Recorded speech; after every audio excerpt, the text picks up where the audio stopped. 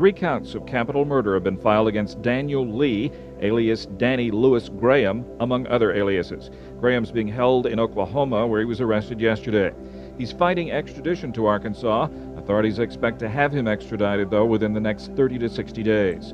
Daniel Lewis Lee was born on January 31st, 1973 in Yukon, Oklahoma. Growing up, he did not live in the best of environments and had no support at home. He was abused and eventually neglected, so he began to run the streets and hang around the wrong crowds. There is not much on his early life, but the first time he was sentenced for a crime was when he was 17 years old. One day, on July 24th, 1990, Daniel went to a house party in Oklahoma City with his cousin John David. The two were drinking, and as time passed, Daniel ended up getting into an argument with another teenager by the name of Joseph because Joseph had peed on a recliner that another party attendee was sitting on. The argument escalated into a physical fight, and Daniel was able to overpower Joseph with punches to the face. Once Joseph fell to the floor, Daniel proceeded to kick him until he was unconscious. With the help of his cousin, Daniel was able to carry Joseph out of the party and transported his body to a sewage tunnel. Daniel then stole whatever Joseph had on him and then handed his cousin John a knife. After stripping Joseph naked and killing him with the knife, John and Daniel both left him for dead. The cousins were free until they were caught towards the end of November of 1990. Being that Daniel did not use the knife on Joseph, he was able to accept a plea deal to where the murder charge would be dismissed, and on December 2nd, 1990, he pled guilty to robbery and was sentenced to only 5 years in prison. His cousin John, on the other hand, was sentenced to life in prison without the possibility of parole. After being released from prison, Daniel still ventured on the wrong path and continued to drink and party. This time around, he began to hang around white supremacists and eventually became a part of the Inland Northwest White Supremacist Group. One day, while having drinks at a bar in Spokane, Washington, Daniel got into yet another bar fight, but unlike his fight before prison, he lost this fight and also lost his eye. Because of this, his fellow brothers nicknamed him Cyclops. 5 years after his first sentence and fresh out of prison, Daniel was caught with a weapon on him, but instead of spending time in prison, he was sentenced to 6 months of probation on May 3rd, 1995. Around the same time, he met a fellow skinhead of the same age by the name of CHEVIE KEHOE. CHEVIE was a fellow white supremacist who grew up homeschooled in a household that preached anti-government and white supremacy. His father Kirby was a former Vietnam veteran who returned home and instilled hateful beliefs and values in his sons. As CHEVIE got older, he married 2 wives because he believed it would add to the population of the Aryan race. He also ended up forming a group called the Aryan People's Republic, which was a militia group designed to bring down the U.S. government. CHEVIE, along with his father, would rob homes on the hunt for firearms, and then they would go to gun show events in order to sell what they had stolen. Daniel, now a part of a new crew, became involved in CHEVIE's crime ring. It is believed that they took part in the bombing of the City Hall in Spokane, Washington, but were never charged for it.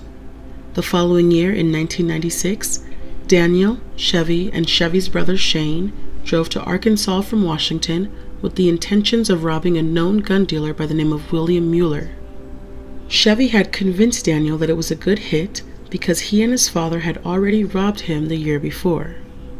On January 13th, 1996, the men put on FBI clothing and broke into William Mueller's home. No one was there, so Daniel and CHEVIE decided to wait. William finally arrived with his wife Nancy and their 8-year-old daughter Sarah, and were immediately met by Daniel and CHEVIE, who overpowered the married couple. William was unwilling to disclose where his valuables were, so Daniel and CHEVIE separated the family and demanded that Sarah let them know where all of her parents' money, guns, and ammunition were. Once she told them, all 3 of them were shot with a stun gun, and plastic bags were put over their heads and sealed with duct tape. Daniel and CHEVIE were able to steal $50,000 in cash, and the bodies were then put into CHEVIE's vehicle, where they drove to a bayou in Illinois, taped rocks to their bodies, and then threw them into the bayou. After committing the murders, Daniel and CHEVIE went to different states and attended multiple gun shows in order to sell the stolen guns and ammo. Months had passed, and it was now June of 1996 when the Mueller family was found in the water of Lake Darnell in Russellville, Arkansas. Daniel and others involved with the murder were not arrested until the following year in 1997, when police were able to trace some of the guns sold at the gun shows back to CHEVIE. Before the men were indicted on December 12, 1997, Daniel's partners in crime, CHEVIE and Shane, were stopped in Ohio for expired tags, and this interaction transpired. It was just after 1:30 when the officer pulled over the blue Chevy Suburban with Washington state plates for a traffic violation. Neither man in the vehicle could produce ID, so the officer asked the driver to step out of the car. The man told the officer he borrowed the truck from a friend. He then refused to a pat-down search. Listen as the officer attempts to search the man for weapons. Any guns, knives, clubs, stuff like that on here, sir? I don't want you going and searching through all my stuff. I'm not searching through your stuff, sir. I'm going to put you in my car. That's just fine, but Now, do you have any guns, knives, clubs, or stuff like that on you? Very good. Listen, sir, I don't want no problems. I'm not going to give you any problems, sir. Apparently, he did want problems. A few more minutes went by. Then the man ran back to his car in an attempt to get away. The passenger then opened fire on the police.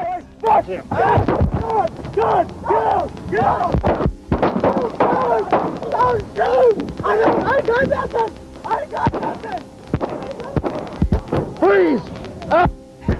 As the passenger ran into the woods, the driver sped away. Amazingly, no one was injured in this exchange. A few minutes later, the driver pulled into a parking lot, and when a Wilmington officer approached him, the gunfight continued. More than 30 rounds were fired here, one bullet striking a passerby in the shoulder. The nationwide search for the two men continues. CHEVIE was with his brother Shane, and they were able to escape custody. Shane was eventually caught first and worked with his mother Gloria to help catch CHEVIE. They eventually testified against CHEVIE and Daniel in court, with Shane admitting to them that they were in a white supremacist group that was anti-government and how they were involved in other major crimes. On January 5, 1998, the men were brought in front of a judge for their arraignment, and the judge ruled that the men be locked up until their trial, which did not start until March of 1999. Daniel and CHEVIE had the same trial but different penalty phases. The jury believed that CHEVIE was a partial victim and was manipulated by his parents and did not have the best upbringing. They felt his parents' views on life were abnormal, which made it hard for him, so they gave him 3 life sentences instead of the death penalty. Although Daniel's attorneys tried to argue that he had neurological issues, was a psychopath, and haunted from his abusive childhood, the jury did not buy it and sentenced him to death on May 14, 1999. The full charges were 3 capital murder charges, racketeering, and conspiracy to commit racketeering. The judge made it known that he believed the Aryan People's Republic group was created in order to start a revolution against America and build a new nation. In order to get to where they wanted to be, they killed, robbed, and sold stolen property. Daniel did try to appeal his case, with one point being that his Sixth Amendment rights were violated because testimonies from Gloria and Shane during trial were deemed acceptable when he felt everything was hearsay. He also tried to argue that it was not fair he and CHEVIE had the same trial and his wishes for a separate trial were not granted. He also did not think it was fair that his accomplice, who was the mastermind, got a lesser sentence. One of the last points Daniel tried to argue was that the government failed to prove that his Aryan group was involved in any conspiracy and failed to prove that he knew of a conspiracy and intentionally joined the group knowing he would then be a part of their conspiracies. The appeal court argued that they had sufficient evidence from the witnesses who testified, with one of them admitting that he was a member who helped recruit Daniel and explained their plans with him in detail. Start a violent revolution. That they were attempting to form an Aryan People's Republic. And in order to finance this revolution and establish this Aryan People's Republic, they were engaged in criminal activity. The criminal activity includes kidnapping, robbery, and murder. On July 8, 2004, the United States Court of Appeals denied Daniel's appeal for clemency. While on death row at Terre Haute in Indiana, Daniel maintained his innocence. When the Trump administration said that they would resume executions, Earlene Peterson, who was the mother and grandmother of 2 out of the 3 victims that were killed, filed a lawsuit or petition to halt the execution. She felt that going to prison during a pandemic would put her at risk, and she wanted the execution to be when the pandemic was over. Chief Judge Jane Magnus Stinson of the Southern District of Indiana came out with a statement after putting a hold on the original execution date. Miss Peterson is being forced to choose whether being present for the execution of a man responsible for the death of her daughter and granddaughter is worth defying her doctor's orders and risking her own life. Although Erlene wanted to be in attendance of the execution, she did make it known that she was a Trump supporter and had written him a letter asking to commute Daniel's sentence to life in prison without the possibility of parole, but that wish was not granted.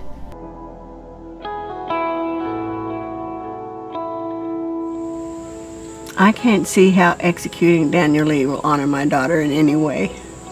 Because she wouldn't want it and I don't want it. That's not the way it should be. That's not the God I serve. The government ain't doing this for me, because I would say no. And I think President Trump is a God-fearing man. I voted for him and I'd vote for him again in 220 if he runs.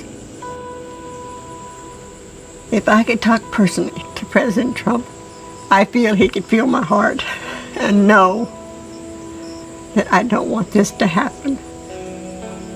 I believe that he should give Daniel Lee clemency for what he did. Just prison without any chance of parole. Up until Daniel's last days on Earth, appeals were still being made to the Supreme Court. A little after 2 a.m. on July 14, 2020, the U.S. Supreme Court gave the go for the execution of Daniel to proceed. Daniel was brought to the execution room at around 4 a.m., and witnesses were still waiting in the witness room at 7:46 a.m. while Daniel was still alive and strapped in. The execution finally began, and after receiving a shot of pentobarbital, he was pronounced dead at 8:07 a.m. His final words were, "You're killing an innocent man." The Bureau of Prisons spokesperson refused to share with media what Daniel ate for his last meal, but it's been said that he requested 3 separate last meals. Andre Thomas was born on March 17, 1983 in Oklahoma. His parents, Rochelle and Danny Thomas, had 6 children altogether, but Rochelle ended up raising the kids all by herself after moving to Sherman, Texas. Andre and his siblings had no reprieve from an unstable upbringing after moving to Texas because Rochelle suffered from depression and drank excessively to heal her pain. Part of her pain and heartache came because she had been sexually assaulted. Unfortunately, not only was she unable to care for herself, but she let the house go as well. There was often no running water, no electricity, and/or no heat.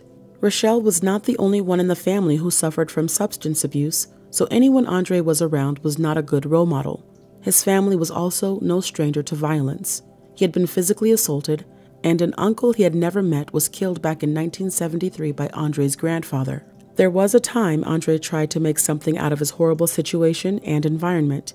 He remained respectful and reserved and liked attending church and Sunday school. He did well in school and was even able to attend a gifted and talented program. Some of his hobbies included sketching futuristic cars, as well as taking old cars apart and reassembling them. By age 10, Andre began to change mentally. His thoughts were no longer happy and focused. He started hearing voices and would tell his classmates that he heard angels and devils arguing in his head. He then started to believe and tell others that he was Raiden from Mortal Kombat. It was not pretend, but a genuine belief. Andre had no family around to give him mental health support, so he started drinking and smoking weed to stop the voices in his head. A couple of years after the voices began, he was placed on probation after being caught with controlled substances. After his probation was over, he continued on with his downward spiral. He tried hurting himself on multiple occasions and started a life of crime. In 1998, he was busted for stealing a car and was sent to juvie. Despite his thoughts and attempts to hurt himself, he still did not receive any mental health services while locked up or when he was released. Now in high school, Andre began dating a young woman by the name of Laura Boren, who was born about 9 months after he was. Laura ended up getting pregnant, and she gave birth in August of 1999 to a boy they named Andre Jr. Despite Andre's age, he was so far behind in school and was still in the 9th grade at the time. School was too much to handle, so he ended up dropping out without having ever completed the 9th grade. He did, however, start working several jobs to support his new family, and he eventually earned a GED. When it was nearing Andre's 18th birthday, he and Laura planned to wed. On March 17, 2001, Andre and Laura got married. Angered by their courtship, Andre's mother forced Andre and his family to move out of her house just a mere 2 weeks after they got married. Laura and Andre Jr. were welcomed in her parents' home, but Andre was not. Laura was a Caucasian woman, and some say the dislike of their relationship stemmed from the color of their skin. Andre had to find somewhere else to live. Thankfully, one of his brothers accepted him into his home. Because Andre and Laura were separated for months into their marriage, they quickly grew apart, and Laura began dating a new man. A couple of years later, while still married to Andre, she gave birth to a girl named Leah Hughes. Because he believed Laura did not remain faithful and loyal to him during their marriage, Andre's mental state took a dive into darkness. He began obsessing over an apocalypse and the Book of Revelation. He was also unable to keep a job, but was still living with his brother. On one occasion, he got into a physical altercation with his brother and seriously injured him. Surprisingly, Andre avoided jail time, but his brother was actually committed to a psychiatric hospital. Andre was now on his own with no family to depend on for food and shelter. It was hard because he had never been in charge of paying his utilities and rent on his own. He was struggling to keep up with life, and Laura ended up limiting how much visitation he received with Andre Jr. Andre was left alone for his dark thoughts to consume his mind. He believed Laura was a filthy woman and that Andre Jr. was the Antichrist. He believed he was experiencing déjà vu and would often use duct tape to cover his mouth in order to avoid speaking with anyone, including his family. He also rationalized in his mind that the dollar bill contained the meaning of life with the text and images on them. A year after Laura had her second child with another man while still married to Andre, Andre's substance abuse and mental struggles got worse. He was excessively using cold medication. With a family history of substance abuse, no one in his family seemed to care or demand he seek help. It wasn't until March 5th when a friend went to him to a mental health clinic to receive some help. Andre told the staff that he was going to step in front of a bus if they refused to allow him to speak with someone. Some staff members told Andre that it was in his best interest to go to the emergency room and to get a judge to order an emergency detention order. This was too much information and work for Andre, so he did not take their advice or suggestions. It was the first time he attempted to receive help, and he was turned down. A few weeks after that visit to the mental health facility, Andre hurt himself in the chest with a sharp object and was finally taken to an emergency room. He interpreted the advice he received from the mental health facility as he would not get help unless he was injured and went to the emergency room. While in the ER, he told staff members that he wanted to cross over into heaven, so a physician arranged for him to be sent to a psychiatric facility. Andre was finally going to get the help he needed, but he walked out of the hospital before receiving the order. The physician who was putting in the request notified the local police department that Andre was dangerous and was on foot. Police, however, made no attempts to locate or assist him. A couple of days after his ER visit, on March 27, 2004, Andre went to Laura's apartment complex. He made his way to the 3rd floor and kicked down her door. Laura's boyfriend was at work and was unable to protect her, so once Andre was inside, he killed her with a sharp object. Her chest cavity was exposed, and a portion of her lung was removed because Andre thought it was her heart. After killing Laura, Andre made his way to Andre Jr. and Leah's room, killing them both and removing their hearts as well. After killing his 3 victims, Andre attempted to unalive himself. He waited to leave this world by laying right next to Laura's body. When he realized he was not dying, he grabbed the organs he collected, put them in his pockets, and left the apartment. He walked home, put the organs in a bag, and then dumped them in the trash can. Andre then casually called Laura's parents, but they did not answer, so he left a voicemail. The voicemail said, Sherry, this is Andre.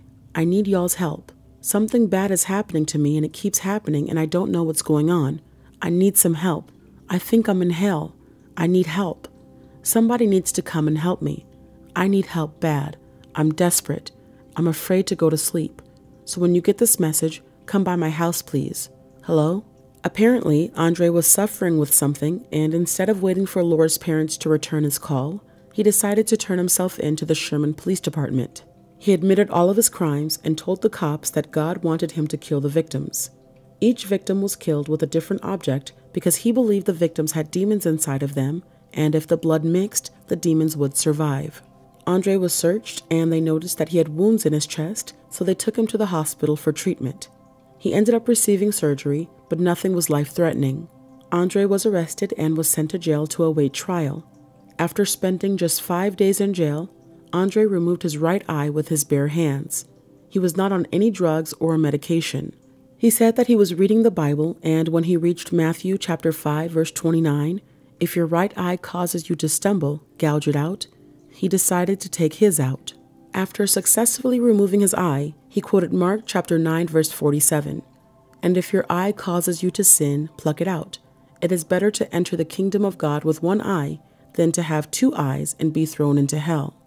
After this incident, courts ordered that Andre be evaluated. Psychologists interviewed Andre to determine if he was competent to stand trial. He was diagnosed with schizophrenia and declared incompetent to stand trial. He was transferred to North Texas State Hospital in June of 2004 after his diagnosis and order. Andre spent a month and a half in the hospital, medicated, and receiving help from a psychiatrist, Joseph Black. Joseph wrote a letter to the court claiming that Andre was competent to stand trial because he was in a drug-induced psychosis and was exaggerating his mental illness. He assured the courts his crimes were not due to schizophrenia. Andre's attorney, R.J. Haggard, did not object to Dr. Black's findings, and he would later go on to say he regretted not objecting. He claimed that he was ill during trial with pancreatitis and was not in his right frame of mind. The trial commenced on February 15, 2005. It is unclear why, but Andre was only tried for killing Leah Hughes. There was some drama with there being an all-white jury and 3 jurors admitting to the fact that they opposed interracial couples marrying and having children. One juror was quoted saying, "I don't believe God intended for this. We should stay with our own bloodline." Typically, there is always opposition from attorneys who are representing a defendant, whether black or white, and the jury is comprised of people who are all one race and not the race of the defendant, but nothing changed for Andre's jury. While Andre was catatonic most of the time during trial, his attorneys tried to bring up an insanity defense. They said he was mentally ill and drug use just made his mental illness worse. In the state of Texas, though, if a criminal is voluntarily intoxicated, it automatically invalidates their insanity defense. They tried to bring up the fact that he removed his eye in jail while not on any drugs, but the jury was not buying it. The prosecutors did a good job claiming that he removed his eye out of impulse, not insanity. At the conclusion of trial, Andre was found guilty and sentenced to death. Andre was sent to death row at TDCJ. With professionals still not giving Andre any help and believing he was faking his illness, Andre continued to struggle on his own. He continued hearing voices and grew paranoid and fearful because he would see 6-inch demons coming out of his prison walls and playing music from the band Queen. The prison was of no help, and in 2008, he tried again to unalive himself. He failed this attempt just like all of his other attempts. He received stitches for his wounds and was sent right back to his death row cell. Appeals were made, but in October 2008, the Texas Court of Criminal Appeals denied his points of errors, and his conviction was upheld. Judge Kathy Cochran wrote, "Although reasonable people might well differ on the questions of whether this applicant was sane at the time he committed these murders or competent at the time he was tried, those issues were appropriately addressed by the defense, the prosecution, trial judge, and the jury during the trial. This is a sad case. Applicant is clearly crazy, but he is also sane under Texas law." On December 9, 2008, just a couple of months after his appeal was denied, Andre removed his left eye and then he ate it. He claimed that he did this so the United States government would not read his thoughts. After the second eye was taken out, the prison finally decided to send Andre to a hospital for mental health treatment. After recovering from his eye wound, he was sent to TDCJ's Jester IV unit, which houses prisoners with mental health issues. This was the first time he was in a hospital to support his mental health struggles instead of being somewhere where they claimed he did not struggle at all. Andre had been requesting help for many years, so this came as a relief to him. In 2020, there was another appeal case brought before the U.S. Court of Appeals for the Fifth Circuit, and Andre's new attorney, Catherine Carroll, claimed that Andre's original legal representation was ineffective, and they failed to object to the jurors who were openly biased about interracial marriages. She also claimed that they did not do a good job bringing up his psychiatric problems, and they failed to request a hearing to check whether or not he was competent or not. Lastly, she said that the expert psychiatrist did not have expertise in cases where mental illness was allegedly drug-induced.